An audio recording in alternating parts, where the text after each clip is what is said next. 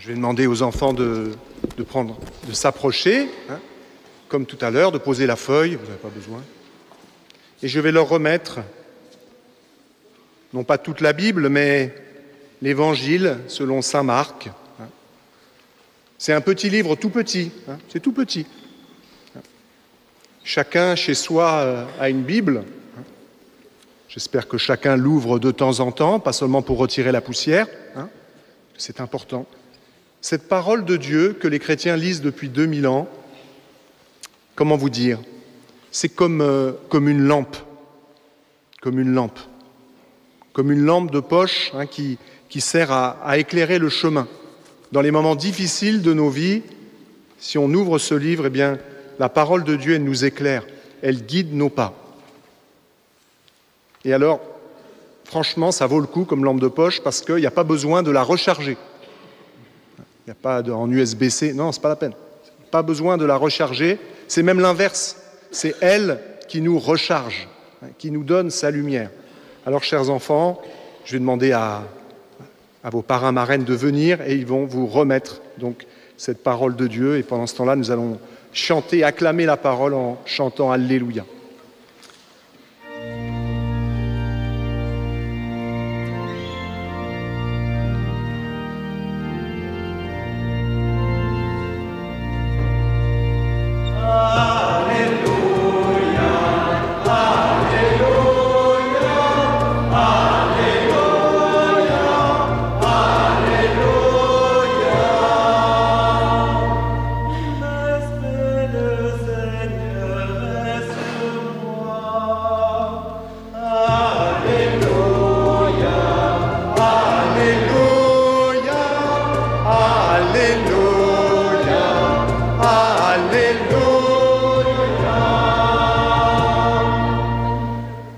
Merci, vous pouvez tous vous asseoir, regagner vos places.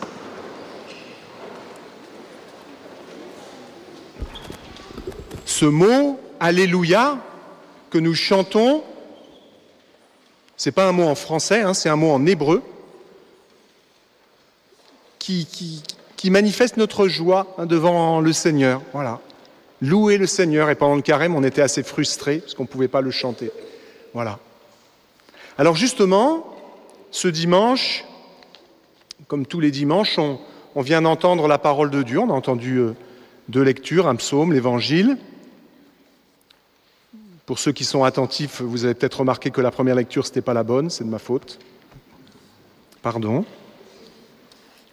Mais c'était quand même la parole de Dieu. Voilà. Et puis ce bel Évangile, c'est quand même, il est magnifique. Je ne sais pas si vous avez fait attention, les enfants. Cette scène, elle se passe après la mort de Jésus, après sa résurrection. Jésus est déjà apparu à ses disciples à Jérusalem. Et puis, il leur a dit d'aller en Galilée. Et justement, c'est bien en Galilée que cette scène se passe, autour du lac, le lac de Tibériade. Est-ce qu'il y en a qui ont déjà vu de leurs yeux, en vrai, pas en vidéo, le lac de Tibériade? Vous n'êtes pas allés, personne? Il y en a qui ont oublié, il va falloir y retourner. C'est magnifique, c'est un lieu magnifique. On comprend que Jésus ait choisi cet endroit pour se révéler, quoi. C'est l'endroit le plus beau du monde. C'est sûr que il a dû choisir entre la Terre Sainte, après il y a sûrement eu Saint-Étienne, mais bon, il a fallu qu'il fasse un choix. L'endroit le plus beau du monde, c'est la Terre Sainte. Ce lac est très beau, et toujours encore de nos jours. Et on retrouve nos apôtres, ils ne sont pas tous là, mais ils sont quand même assez nombreux, autour de Simon-Pierre. Et c'est surprenant, on a l'impression qu'ils ont un peu tourné la page, qu'ils ont oublié ce qu'ils avaient vécu, la mort, et puis surtout la résurrection de Jésus, ils en ont été les témoins. Mais il faut bien vivre aussi. Donc, ils reprennent leurs activités. Vous savez, c'était des pêcheurs de poissons dans ce lac, où il y a des beaux poissons. Et donc, ils repartent à la pêche. Sûrement que, bien sûr, le Seigneur, il est présent dans leur cœur, ils pensent qu'à lui, mais ils n'en parlent pas tout le temps. Et puis, ils partent à la pêche, et puis, comme souvent, il ne se passe rien. Ils sont bredouilles, c'est dur, ils passent toute la nuit c'est long, sans rien prendre. Et puis, sur le bord du lac, il y a un inconnu qu'ils ne reconnaissent pas. On va dire, mais pourquoi ils ne reconnaissent pas si c'est Jésus? Ils n'ont pas une bonne vue ou quoi? Peut-être parce que Jésus choisit de ne pas se laisser reconnaître, peut-être parce qu'il est loin aussi, que sais-je. Et donc, cet inconnu leur demande s'ils ont quelque chose à manger. Non. Là, jetez le filet à droite. Ils le jettent et là, les filets sont débordants, prêts à craquer. Et ça rappelle quelque chose. Ça rappelle un épisode qui a eu lieu au tout début. La première fois qu'ils ont connu Jésus, là où ils l'ont rencontré, à cet endroit même. Quand Jésus a fait ce miracle de la pêche miraculeuse. Et donc, tout de suite, le disciple que Jésus aimait, c'est qui le disciple que Jésus aimait? Vous avez une idée, non? En fait, Jésus aime tous les disciples, mais c'est Saint Jean, le jeune Saint Jean, celui qui court plus vite que Pierre, celui qui a écrit cet évangile avec l'Esprit Saint. Voilà. Lui, il reconnaît Jésus. Il le reconnaît. Non pas avec les yeux, mais avec le cœur. C'est le Seigneur. Et là, on connaît la suite. Pierre qui se jette à l'eau, et puis ensuite chacun revient. Et qu'est-ce que Jésus leur dit? Jésus ne leur fait aucun reproche. Qu'est-ce que Jésus leur dit? C'est assez impressionnant. Jésus leur dit, à table, c'est prêt, venez manger.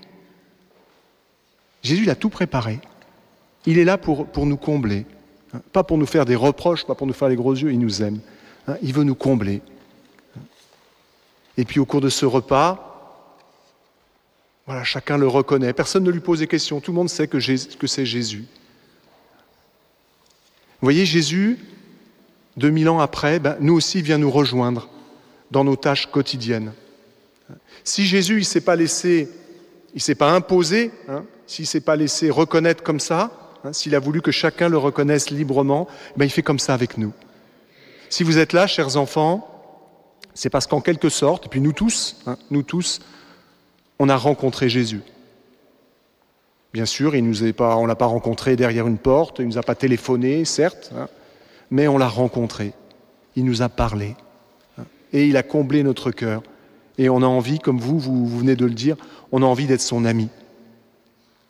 Être l'ami de Jésus, être l'ami de Dieu. On pourrait dire, mais c'est une folie. Comment on pourrait avoir cette ambition, cette audace d'être l'ami de Dieu, quoi. On n'est rien du tout, quoi. On n'est pas l'ami des grands de ce monde, on connaît. Eh bien, c'est Dieu, c'est Jésus lui-même qui a l'initiative. C'est lui qui dit, je vous appelle plus serviteurs, je vous appelle mes amis. Si on accepte cette amitié, si on accepte cette alliance. Jésus, il vient de passer par toutes ces heures terribles. Il a donné sa vie par sa mort et sa résurrection. Et puis après le repas, il rencontre Pierre. Elle est magnifique cette rencontre, magnifique. Pierre qui n'est pas tout à fait le même. C'est pas le même qu'au moment de la Passion. C'est pas le même que le Jeudi Saint où il semblait très fort. Non, où il se la ramenait un peu, quoi. Non, c'est pas le même. Il est passé par le feu. Et là, Jésus qui lui pose cette question. Pierre, est-ce que tu m'aimes? C'est une question fondamentale. Est-ce que tu m'aimes? Et Jésus la pose à chacun d'entre nous. Jésus, lui, il n'arrête pas de nous faire une déclaration d'amour. Dans tout ce qu'il a fait, il n'arrête pas de nous dire, de nous montrer, par plein de choses, si nous savons regarder, qu'il nous aime. Mais il a besoin de notre réponse. Il dit à chacun, chacune d'entre nous, ici présents, est-ce que tu m'aimes? Laura, Alice, Estelana, Mia, Daniel, Kwame, est-ce que tu m'aimes? Il dit pas est-ce que vous m'aimez, est-ce que tu m'aimes? Voilà. Alors, eh bien, répondons, répondons avec confiance, sans peur. J'aime beaucoup la réaction de Pierre. Quand il reconnaît Jésus, il plonge. Il plonge pour le rejoindre. Eh bien, nous aussi, faisons ce beau plongeon vers le Seigneur. Et puis vous, chers enfants, vous allez bientôt plonger. Vous savez que baptiser, ça veut dire plonger. Donc rassurez-vous, ça va bien se passer. Mais voilà, vous allez être plongés dans l'amour du Seigneur. Donc, eh bien, profitons bien voilà, de ces jours pour redire à Jésus que nous l'aimons. Il attend notre réponse tout de suite. Ne remettons pas en disant écoute Seigneur, je suis très pris, je te répondrai quand j'aurai le temps. Non.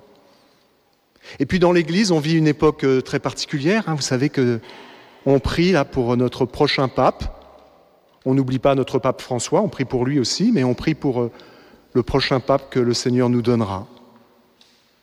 Personne aujourd'hui est capable de dire c'est pas. Et puis dans quelques jours, voilà, son nom, son visage sera connu de tous. Il y a une anxiété de la part des journalistes. De la part des chrétiens, normalement, il ne devrait pas y avoir d'anxiété. Voilà. Ça va être le pape dont nous avons besoin, le pape, pour reprendre la belle prière que j'ai prononcée, qui plaît au Seigneur. Qui plaît au Seigneur. En gros, un pape qui aime Dieu. Alors vous allez me dire, tous les cardinaux, ils aiment Dieu, bien sûr. Et peut-être celui qu'il aime le plus, que sais-je. Voilà. Vous voyez, Jésus, il lie l'amour qu'on lui porte à la tâche qu'il nous confie. Ça ne veut pas dire que le pape est le chrétien qui aime plus Dieu. Non, non, bien sûr que non. Mais voilà, il faut aimer le Seigneur et puis il nous associe à sa mission. Alors prions bien pour le futur pape. C'est notre devoir à tous. C'est notre devoir à tous de prier. Les cardinaux comptent sur notre prière. Il ne faut pas croire qu'ils se disent « nous on est des grands, laissez-nous, on gère ». Non, ils comptent sur notre prière. Et leur but, avec les qualités que le Seigneur leur a données, c'est de discerner celui que le Seigneur a choisi. Donc il y aura une veillée de prière qui sera organisée mardi soir, ici, à 20h30, retransmise à la radio. N'hésitons pas à venir nombreux, quelques minutes, mais voilà, pour prier pour le futur pape, pour prier pour les cardinaux qui vont entrer en conclave mercredi. Donc est-ce que le pape va être élu mercredi ou jeudi ou un autre jour, on ne sait pas trop, mais voilà. Prenons vraiment cette cause importante qui nous concerne dans nos prières.